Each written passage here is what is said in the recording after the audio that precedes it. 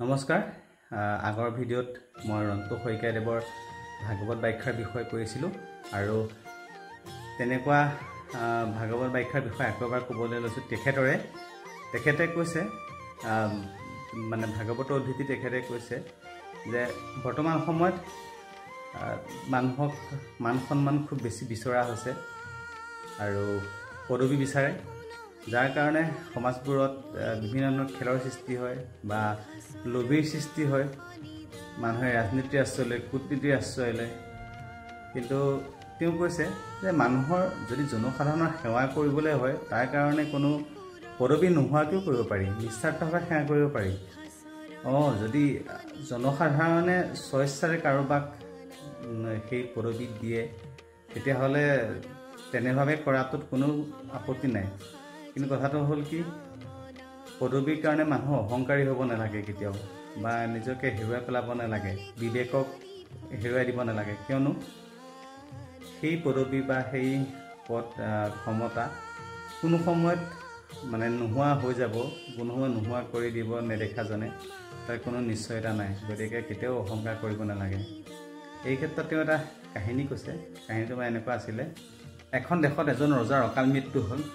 তাৰপিছত যেতিয়া ৰজাজনৰ মৃত্যু হ'ল মানে দেশখনত বহুত সমস্যা দেখা দিব ধৰিলে গতিকে খৰখেদাকে তেওঁলোকে বিবেচনা কৰিলে পাত্ৰ মন্ত্ৰী সকলোৱে মিলি পেলাই যে কাক ৰজা পতা যায় তাৰপিছত তেওঁলোকে গোটেই বিচাৰ খোচাৰ কৰিলে তেওঁলোকে ভাবিলে যে এজন সৎ মানুহকে আমি ৰজা পতাটো মানে তেওঁলোকে ডিচিশ্যন ল'লে আৰু সৎ মানুহৰ মানে সন্ধানত তেওঁলোকে গোটেই বিচাৰিবলৈ ল'লে তাৰপাছত এজন দুখীয়া গৰুখীয়াক তেওঁলোকে পালে আৰু তেওঁলোকে ভাবিলে যে এওঁকে দিয়াটো ভাল হ'ব গতিকে তেওঁ কাৰণে ৰজা পাতিলে আৰু তেওঁ ৰজা হোৱাৰ পিছত বৰ ধুনীয়াকৈ ৰাজ্য শাসন কৰিব ধৰিলে তেতিয়া মানে কিন্তু কথাটো হ'ল কি তেওঁ ৰাতিপুৱা সদায় ক'ৰবাত যায় আৰু তাৰ পৰা আহি পেলাইহে তেওঁ মানে ৰাস্তাত বহে মন্ত্ৰীসকলে মানে ভাবিলে যে এওঁ ক'ত যায় এওঁ কিবা মানে ষড়যন্ত্ৰ কৰি আছে নেকি তাৰপাছত এদিন তেওঁৰ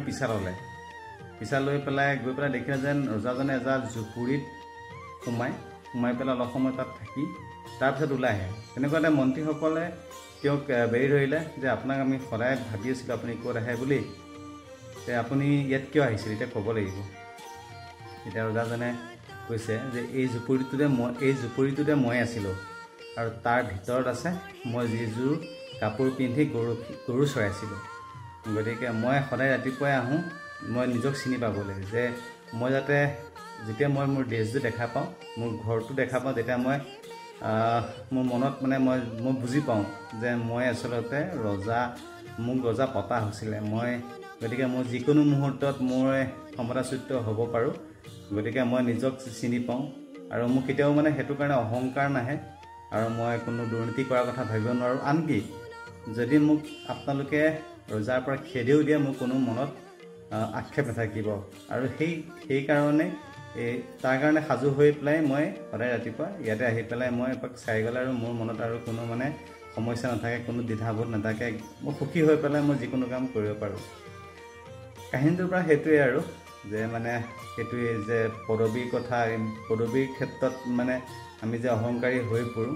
তাৰ কাৰণে সেই কাহিনীটো ক'লে ৰন্তু শইকীয়া বাপৰ মুখেৰে কাহিনীটো শুনি মোৰ খুব বেছি ভাল লাগিলে আৰু আপোনালোকলৈ আগবঢ়ালোঁ আপোনালোকে ইউটিউবত তেওঁক চাৰ্চ কৰিলে তেওঁৰ মুখেৰে শুনিলে চাগে আৰু ভাল পাব